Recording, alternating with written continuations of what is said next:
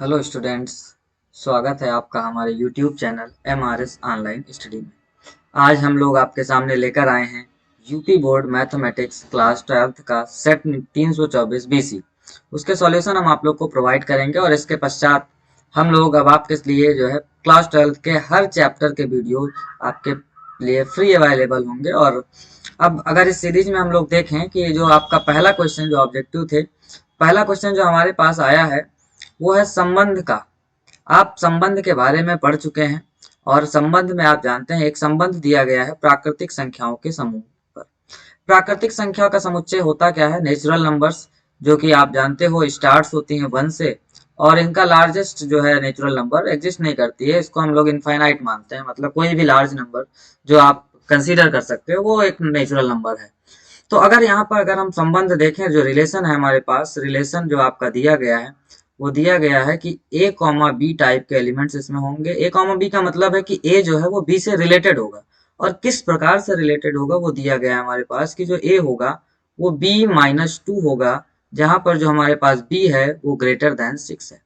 और आपसे पूछा गया कि ये नीचे दिए गए 4 ऑप्शन में से कौन सा ऑप्शन सही है आपके पास। तो अगर हम लोग देखें, पहला ऑप्शन अगर आप देखें तो पहला है 2,4 क्या आर में होगा। अब आप खुद बताइए, अगर 2,4 होता तो यहाँ पर जो b ग्रेटर देन 6 कंडीशन दी गई है ये गलत हो जाएगी। तो इसलिए 2,4 तो सीधे सीधे नहीं होगा, तो ये तो ऑप्शन बिल्कुल कट हो गया। अगर दूसरा ऑप्शन हम लोग देखें तो a की जगह पर दिया गया है 3 और b की जगह पर दिया गया है 8। तो अगर यहाँ पर अगर हम लोग रख कर देखें तो 3 इक्वल टू क्या हो जाएगा? 8-2। तो 8 से 2 जाएगा, 6 बचेगा। तो क्या 3 इक्वल टू 6 सही है? नहीं सही है। इसका मतलब सेकंड ऑप्शन भी हमारे पास सही नहीं है। थर्ड ऑप्शन पे अगर आप देखें तो 6 इक्वल टू है आपके पास, बन जाएगा 8-2 और 6 इक्वल टू 6, और जो बी हमारे पास 8 है वो भी 6 से बड़ा है। इसलिए हमारे पास जो सही ऑप्शन होगा वो आपके लिए थर्ड ऑप्शन होगा। और काफी सिंपल ये सवाल था। अगर हम लोग दूसरे सेकंड क्वेश्चन की ओर देखें तो सेकंड क्वेश्चन जो हमारा था उसमें आपको दो सेट दिए गए हैं। एक समुच्चय दिया गया है जिसमें 3 एलिमेंट्स हैं ए बी और सी, और दूसरा समुच्चय दिया गया है वाई जिसमें 2 एलिमेंट्स हैं 1 और 2। और आपको पूछा गया है total number of functions. Total number of functions कितने होंगे एक्स से वाई में। तो अगर हम लोग देखें कि जो टोटल नंबर ऑफ फंक्शंस के लिए आप लोगों ने फॉर्मूला पढ़ा होगा। आप जानते हो कि अगर हमारे पास मान लीजिए कोई एक सेट हमारे पास कोई ए है जिसमें मान लो नंबर ऑफ एलिमेंट्स हम m मान लेते हैं। एक कोई सेट b है जिसमें नंबर ऑफ एलिमेंट्स n है। तो अगर f from a to b इस टाइप के फंक्शंस जो होते हैं उनकी संख्या जो होती है वो होती है n की पावर m। या सिंपल सा हम ये कहें कि जो जितने नंबर ऑफ एलिमेंट्स b में हैं उसकी पावर जितने नंबर ऑफ एलिमेंट्स a में है। तो अगर इसी फॉर्मूले को यहाँ पर हम लोग यूज करें तो y में नंबर ऑफ एलिमेंट्स 2 हैं और x में नंबर ऑफ एलिमेंट्स 3 हैं। तो टोटल नंबर ऑफ फंक्शन 2 की पावर 3 यानी कि 8 हो जाएगा। तो काफी सिंपल सा ये भी सवाल था जो आप आसानी से अटेम्प्ट कर सकते थे। तो इसके लिए आपका जो सही ऑप्शन होगा वो सेकंड ऑप्शन आपके लिए सही हो जाएगा। अब जो थर्ड क्वेश्चन आपके लिए दिया गया है कि समान कोटि के दो दिए गए आव्यूहों ए तथा बी के लिए उपयुक्त कथन होगा। मतलब दो आव्यूह आपके पास दिए गए हैं, एक आव्यूह ए है, समान कोटि का मतलब है कि ऑर्डर सेम है, सेम ऑर्डर के ये आव्यूह है, सेम ऑर्डर के आपके पास दो आव्यूह दिए गए हैं जो सेम ऑर्डर के हैं। तो सेम ऑर्डर के आव्यूह के लिए आपको डैश के बारे में बात करते हैं। डैश का मतलब ये होता है कि डैश या सिंपली हम ट्रांसपोज से भी लिखते हैं। तो ए का ट्रांसपोज या अगर कहीं ए डैश लिखा मिले तो ये दोनों का मतलब सेम होता है। और इसके विषय में आपने फॉर्मूला पढ़ा होगा कि जो दो मैट्रिक्स का प्रोडक्ट का ट्रांसपोज जो होता है वो बराबर होता है पहली मैट्रिक्स का ट्रांसपोज, सॉरी दूसरी मैट्रिक्स का ट्रांसपोज और पहली मैट्रिक्स, मतलब जो पीछे वाला है वो आगे चला आता है और जो आगे वाला है वो पीछे चला जाता है, और दोनों का ट्रांसपोज। या डैश के टर्म्स में लिखें तो आप ऑप्शन देख सकते हैं कौन सा सही हो सकता है। ए बी का डैश बराबर हो जाएगा बी डैश ए डैश। तो यहां से आपका ये थर्ड ऑप्शन सही हो जाएगा। इसके बाद नेक्स्ट हम लोग अब आगे जो फोर्थ क्वेश्चन है आपके पास, कह रहा यदि सदिश ए और बी, आपके पास दो सदिश हैं, दो वेक्टर हैं, एक है ए सदिश और एक है बी सदिश। एक वेक्टर आपके पास है ए वेक्टर और दूसरा है बी वेक्टर। अब आपसे ये पूछा गया कि जब आप ए क्रॉस बी निकालते हो, ए क्रॉस बी का फॉर्मूला आप लोग जानते हो कि ए क्रॉस बी बराबर क्या होता है। ए क्रॉस बी बराबर होता है मॉड ऑफ ए का मापांक और दूसरे इसके साथ में मॉडुलस ऑफ बी और साइन थीटा, साथ में चूंकि ए क्रॉस बी एक सदिश होता है, जो सदिशों के गुणनफल के दो तरीके होते हैं, एक होता है डॉट प्रोडक्ट और एक होता है वेक्टर प्रोडक्ट। डॉट प्रोडक्ट जो दो होता है वो दो सदिशों से एक अदिश देता है, और जो इस क्रॉस प्रोडक्ट होता है जिसे हम सदिश गुणा भी कहते हैं, वो दो सदिशों का गुणनफल सदिश देता है। तो यहाँ पर इसीलिए ये एन कैप जो है ये डिनोट किया गया है। एन कैप का मतलब है कि जैसे डायरेक्शन जो बताते हैं ए क्रॉस बी की, जैसे मान लीजिए एक वेक्टर हमारे पास ये ए है और एक वेक्टर ये हमारे पास बी है, दोनों के बीच में थीटा कोण बन रहा है, और जब ये थीटा कोण बन रहा है तो ए क्रॉस बी जो होता है उसकी डायरेक्शन इन दोनों के परपेंडिकुलर होती है, और इसकी दिशा में जो स्थिति सदिश है वो एन कैप है मान लीजिए। ठीक है, तो आप सीधे सीधे ये ऑप्शन सही हो जाएगा आपका, कौन सा, सेकंड ऑप्शन, कि ए क्रॉस बी की जो दिशा होती है वो ए और बी दोनों के लंबवत होती है। अब जो नेक्स्ट आपका अंगा वाला सवाल है, अंगा वाले सवाल में आपसे क्या पूछा गया, अंगा वाले सवाल में पूछा गया कि बताइए भाई कि ये dx upon x square minus a square का इंटीग्रेशन क्या होता है।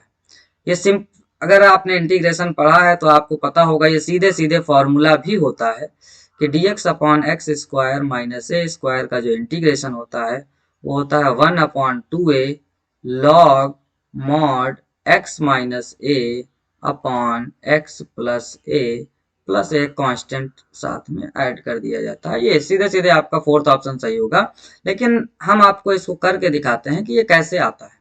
जनरली इसको करने के दो मेथड हैं आपके पास, आप अगर देखें तो यहाँ पर एक तो इसमें हम x बराबर ए सेक थीटा पुट करके रख सकते हैं, एक मेथड ये है x बराबर ए सेक थीटा आप रख दीजिए। दूसरा मेथड हम इसको पार्शियल फ्रैक्शन के द्वारा कर सकते हैं। पार्शियल फ्रैक्शन क्या होता है, आपने इंटीग्रेशन में पार्शियल फ्रैक्शन पढ़ा होगा, नहीं पढ़ा है तो आगे अभी हम लोग वीडियोज अपलोड करेंगे तो उसमें आपको पूरा इंटीग्रेशन पढ़ाया जाएगा। तो पार्शियल फ्रैक्शन में करते क्या है, जो हमारे पास ये क्वेश्चन है, अगर हम देखें आपको पता है ए स्क्वायर माइनस बी स्क्वायर क्या होता है, तो यहाँ पर हमारे पास है 1/x square minus a square. तो आपको पता है ए स्क्वायर फॉर्मूला हमको पता है, ए स्क्वायर माइनस बी स्क्वायर बराबर होता है ए प्लस बी एक ब्रैकेट में और एक ब्रैकेट में ए माइनस बी। अब यहाँ पर अगर ध्यान दें तो ये बन जाएगा ए 1/x प्लस ए और एक ब्रैकेट में बन जाएगा एक्स माइनस ए। ठीक है, अब पार्शियल फ्रैक्शन जो होता है, पार्शियल फ्रैक्शन में इन दोनों जो हमारे पास दो यहाँ पर फैक्टर है नीचे आपके डिनोमिनेटर में, तो इन दोनों फैक्टर्स को अलग अलग लिखते हैं, और चूंकि ये लीनियर फैक्टर हैं तो सिंपल एक कांस्टेंट ऊपर ऐड हो जाता है। तो a upon x minus A plus हम लिख सकते हैं b अपॉन एक्स प्लस ए। अब इसको अगर एलसीएम लेके सॉल्व किया जाए तो इसका एलसीएम तो वही हो जाएगा एक्स माइनस ए एक्स प्लस ए। अब ध्यान दें अगर x माइनस ए से इसको डिवाइड करें तो हमारे पास आएगा x प्लस ए, तो a के साथ मल्टीप्लाई हो जाएगा x प्लस ए। इसी तरह जब x प्लस ए से डिवाइड करेंगे तो आएगा x माइनस ए, तो b के साथ मल्टीप्लाई हो जाएगा x माइनस ए। अब आप इसको सॉल्व कर दीजिए। तो सॉल्व करना हमको क्या है, आप देखिए यहाँ पर x के कोफिशिएंट और जो कांस्टेंट टर्म है उनको अलग कर लेना है। तो अगर हम यहाँ पे x कॉमन ले लें तो अब यहाँ पर देखिए x के साथ एक ये a मिल रहा है आपको, और उधर पीछे वाले x के साथ एक ये प्लस का b मिल रहा है, तो यहाँ आपके पास ब्रैकेट में बन जाएगा a प्लस बी। और अगर यहाँ a कॉमन ले लें हम, देखिए a यहाँ पर भी है a यहाँ पर भी है, तो a कॉमन ले लें तो आपके पास बनेगा a माइनस बी अपॉन में x माइनस ए एक्स प्लस ए। और इधर आपके अपॉन जो है, इधर जो आपका लेफ्ट हैंड साइड है वहां पर आपके पास है 1/x माइनस ए और x प्लस ए। अब आप देखिए दो फ्रैक्शन है इक्वल हैं, तो आपको पता है उनके डिनोमिनेटर और न्यूमरेटर इक्वल होंगे। ठीक है, तो अब यहाँ पर अगर डिनोमिनेटर और न्यूमरेटर की बात करें तो आप देखिए x का कोफिशिएंट जो यहाँ पे इसके न्यूमरेटर में है LHS में, तो न्यूमरेटर में ओनली कांस्टेंट टर्म है, x के कोफिशिएंट 0 है। तो यहाँ पर जो इधर राइट हैंड साइड में जो आपका x का कोफिशिएंट है वो 0 होगा। तो इसका मतलब a प्लस बी बराबर किसके हो जाएगा, 0 के, जो हमको एक इक्वेशन देगा a बराबर माइनस बी। और दूसरा जो है पूरा का पूरा कांस्टेंट टर्म ये है a माइनस बी, तो ये पूरा का पूरा टर्म किसके बराबर हो जाएगा 1 के, तो a माइनस बी बराबर हो जाएगा 1 के। अब यहाँ से आपको a बराबर माइनस बी मिला, तो यहाँ माइनस बी रख दें, बहुत आसानी से देखो ये आ जाएगा। ये बन जाएगा माइनस बी इक्वल टू 1। तो ये बन जाएगा a minus 2b equal to 1। तो यहाँ से b की वैल्यू जो मिल जाएगी आपको, वो मिल जाएगी -1/2a। b की वैल्यू आपके पास -1/2a आई, और a की वैल्यू आपको देखिए इधर दी गई है, -b है, तो ये बन जाएगा -1/2a। तो a की वैल्यू क्या बन जाएगी, 1/2a। अब इन a और b की वैल्यूज को इस इक्वेशन में हम लोग रखते हैं। ये जो आपकी इक्वेशन है, a/x minus a plus b/x plus a, इसको अगर आप मान लीजिए, कुछ मान लेते हैं इक्वेशन 1। तो यहाँ पर a और b के मान वहां पर हम रख दें, तो सब्स्टिट्यूटिंग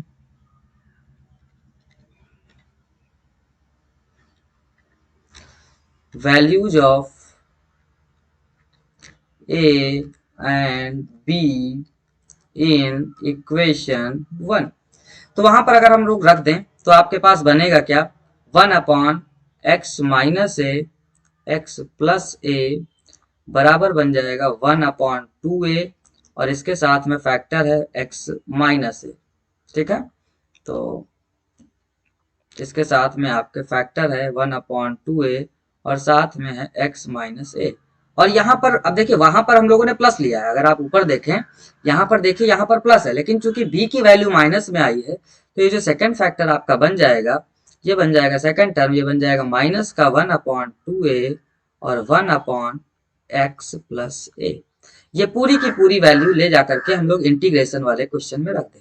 यहाँ पर जो ये इंटीग्रेशन था हमारे पास, x square dx upon x square minus a square, तो वहां से जब हम लोग वैल्यू सब्स्टिट्यूट करें तो हमारे पास इंटीग्रेशन क्या बन जाएगा, integration dx upon x square minus a square बराबर बन जाएगा इंटीग्रेशन ऑफ, ये पूरी वैल्यू रख दो, 1/2a 1/x minus a minus 1/2a 1/x plus a और पूरे का dx।